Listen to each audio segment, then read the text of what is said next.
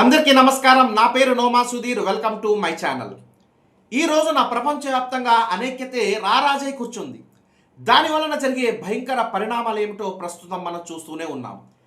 ఈ అనేక్యత ప్రబలడానికి గల ముఖ్య కారణం ఏమిటి, దానిని ఎలా నిర్మూలించాలి, రైట్ రీజన్ రైట్ సొల్యూషన్ ఏమిటో తెలుపుతాను. వీడియో ఆఖరి వరకు స్కిప్ చేయకుండా చూడండి. చాలా ముఖ్యమైన సమాచారం మీకు లభించబోతుంది. ఆది నుండి ప్రపంచాన్ని పట్టి పీడిస్తూ కోటాను కోట్ల ప్రాణాలను బలి తీసుకుంటున్న సమస్య ఏదైనా ఉందంటే అది ఈ అనైక్యతే. అది ప్రబలడానికి ముఖ్య కారణం తీవ్రవాదమే. ఎస్, మీరు విన్నది నిజం. Extremism is the main reason of disunity. తీవ్రవాదాన్ని ప్రేరేపించేవాడే తీవ్రవాది. ఆ తీవ్రవాదిని ఆంగ్లంలో ఎక్స్ట్రీమిస్ట్ అంటారు. వారిని మనం హిందూ సమాజంలో, యూద సమాజంలో, క్రైస్తవ సమాజంలో, ముస్లిం సమాజంలో, ఇలా ప్రతి సమాజంలో, ప్రతి వర్గంలో మత గురువులుగా, పండితులుగా, రాజకీయ నాయకులుగా, సలహాదారులుగా వారిని మనం చూడవచ్చు. దేశాన్ని ఏలే స్థాయికి ఎదగడమే వారి ప్రత్యేకత. ఆ తీవ్రవాదుల వల్లే ఈ రోజున ప్రపంచవ్యాప్తంగా అనేక యుద్ధాలు జరుగుతున్నాయి. సంఖ్యాపరంగా చూస్తే వారు 100లో 1% మాత్రమే ఉంటారు.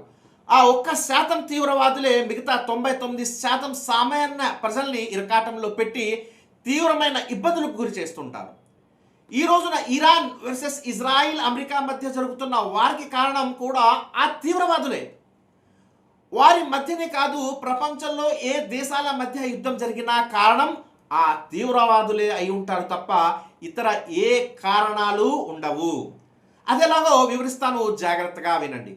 ఇరాన్ వర్సెస్ ఇజ్రాయిల్, అమెరికా యుద్ధానికి చెందిన పూర్వాపరాలు పరిశీలించినట్లయితే వాస్తవానికి అది ఇరాన్ మరియు ఇజ్రాయెల్ మధ్య జరుగుతున్న ఆధిపత్య పోరు.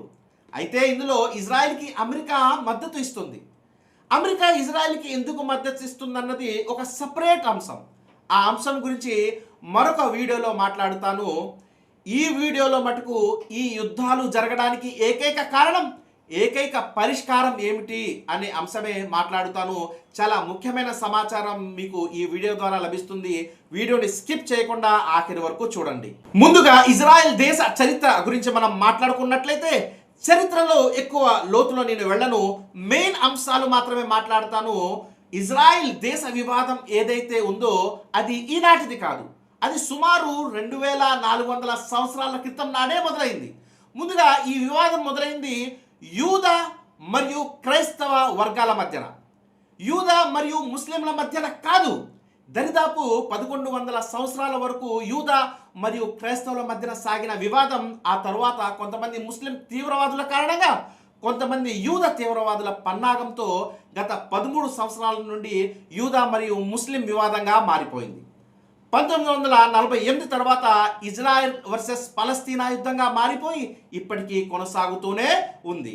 ఈ చరిత్ర గురించి కూడా ఒక వీడియో చేస్తాను. Subscribe my channel. ఓకే, చరిత్ర ఎలా ఉన్న వివాదాలకి ముఖ్య కారణం మటుకు తీవ్రవాదులే, ఎక్స్ట్రీమిస్టులే. వారు తమ ఆధిపత్యాన్ని కోరుకుంటారు. ప్రజలందరూ ఒకే కుటుంబంగా కాకుండా వర్గాలుగా విడిపోయి విభేదాలతో, విద్వేషాలతో జీవించాలి. తద్వారా మాత్రమే తమ ఆధిపత్యం చలామణి అవుతుందనే క్రూర స్వభావం కలిగి ఉంటారు. వారు సంఖ్యలో తక్కువగా ఉన్న కరోనా వైరస్ కంటే 1000 రెట్లు ప్రమాదకరం. వారు అమలు చేసే పాలసీ ముఖ్యంగా డివైడ్ అండ్ రూల్ అయి ఉంటుంది. తీవ్రవాదులు ఎంతకు తెగిస్తారో చెప్పడానికి నేను ఇజ్రాయెల్ వర్సెస్ పలస్తీనా యుద్ధాన్ని ఒక ఉదాహరణగా తీసుకుంటున్నాను తప్ప, చరిత్ర చూసుకుంటే అన్ని యుద్ధాల వెనుక ఉండేది ఈ క్రూర స్వభావం గల తీవ్రవాదులే. 1993 సంవత్సరంలో ఇజ్రాయిల్ పలస్తీనా మధ్య యుద్ధానికి ఎండ్ కార్డ్ పడే రోజు రానే వచ్చిందని ఇరు దేశాల సామాన్య ప్రజలు సంబరాల్లో మునిగి తేలారు. ముఖ్యమైన శాంతి ఒప్పందం ఇజ్రాయిల్ ప్రధాని ఇట్జాక్ రాబిన్, పలస్తీనా నాయకుడు యాసిర్ అరాఫాత్ మధ్యన అమెరికా అధ్యక్షుడు బిల్ క్లింటన్ మధ్యవర్తిత్వంతో జరిగింది.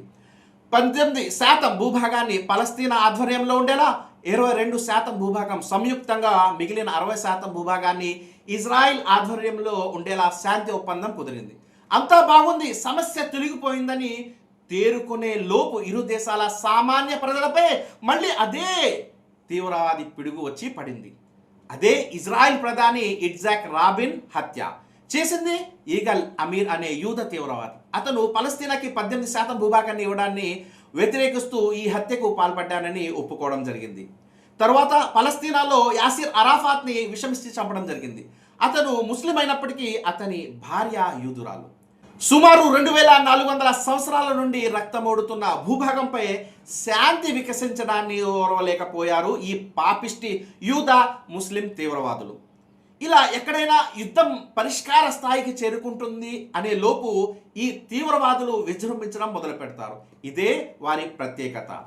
ఇలా చూసుకుంటే ఆనాటి నుండి ఈనాటి వరకు అనైక్యతకి మూల కారణం, ఏకైక కారణం తీవ్రవాదులే.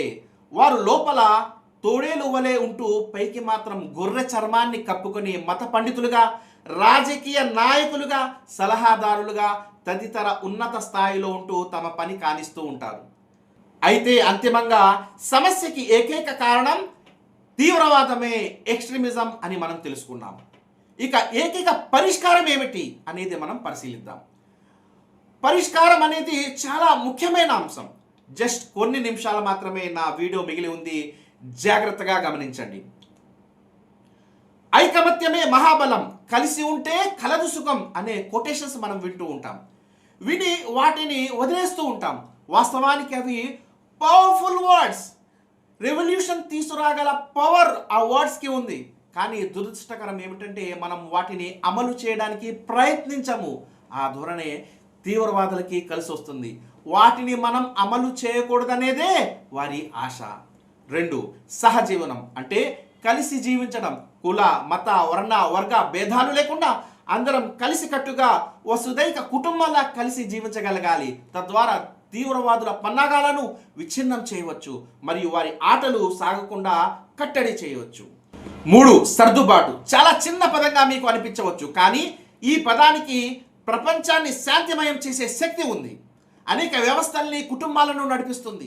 ఉదాహరణకి భార్యాభర్తల్లో ఏ ఒక్కరు ఆధిపత్యం చలాయించినా వారి కాపురం సాఫీగా సాగదు. ఈ రోజున భార్యాభర్తలు సాఫీగా జీవితం సాగిస్తున్నారంటే సర్దుబాటు వైఖరి వల్లే సాధ్యమవుతుంది తప్ప వేరే కారణం లేదు. భార్యాభర్తల మధ్య అయినా సరే, 2 జాతుల మధ్య అయినా సరే సర్దుబాటే ఐక్యతకి తారక మంత్రం. ఈ రోజున ఇరాన్ మరియు ఇజ్రాయెల్ల మధ్య సర్దుబాటి వైఖరి లోపించడం వల్లనే ఈ పెను విపత్తుకి దారి తీసింది. ఒకవైపు ఇరాన్, మేము ఇజ్రాయెల్ ఉనికినే ఒప్పుకోము, ఇజ్రాయెల్ని అంతమొందిస్తాము, మట్టు పెట్టేస్తాము అని వారు బాహటంగానే ప్రకటిస్తున్నారు. మరోవైపు ఇజ్రాయెల్, మేము పాలస్తీనా అనే దేశం ప్రపంచ పటంలో లేకుండా చేస్తాము, మిమ్మల్ని కూడా అదే గతి పట్టిస్తాము అని హుంకరిస్తుంది. చివరికి ఒకరిపై ఒకరు యుద్ధాలు ప్రకటించుకొని మారణహోమానికి తెగబడుతున్నారు. ఇరాన్, ఇజ్రాయెల్ దేశాలే కాదు, ఇతర ఏ దేశాలైనా పొరుగు దేశంతో సర్దుబాటు వైఖరి లోపించడం వల్లే, కో ఎగ్జిస్టెన్స్ని ఒప్పుకోకపోవడం వల్ల మాత్రమే యుద్ధాలు జరుగుతాయి తప్ప వేరే కారణం ఉండదు. ప్రపంచం నడవాలంటే నో ఆల్టర్నేటివ్ వితౌట్ కో ఎగ్జిస్టెన్స్. సర్దుబాటు మాత్రమే ప్రస్తుత తీవ్రవాద నిర్మూలనకి ఏకైక పరిష్కార మార్గం. జై హింద్. Subscribe my channel.